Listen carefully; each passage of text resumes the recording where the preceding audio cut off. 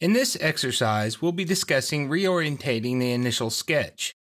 Up until now, whenever we created a new sketch, we would just by default select the XZ plane. I know that I've been selecting the XZ plane because if I highlight my sketch so I can see what level I'm on, and then I highlight my planes, it'll give me a nice preview and show me that, hey, I'm on the XZ plane. For whatever reason, if we need to reorientate this to a different plane, it's very easy to do so. If I just right-click on Sketch 1 and say Redefine and choose a different plane, it will automatically reorientate my sketch. Therefore, it will reorientate my part. Now you do have to be careful with this. On a nice simple flat part like this, it's not too big of a deal. But as you get into more and more complex parts, it becomes more and more troublesome to reorientate that initial sketch. So you want to be careful and you want to try to really plan out and think what plane you're working on when you set that initial sketch to start with.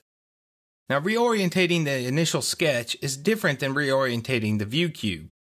You'll notice that my view cube, whenever I reorientate this sketch, doesn't change. And likewise, if I come in here and I select on the right face and I say set current view as front, my sketch is still on that same plane. It doesn't matter what the view cube says, the planes are constant compared to what the view cube represents.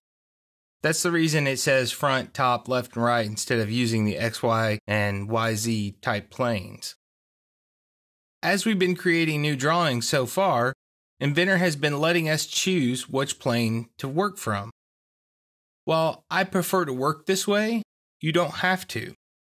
If you go to Tools, Application Options, and then go to the Part Environment, you can tell Inventor automatically choose either the XY, YZ, or XZ plane on creating a new sketch.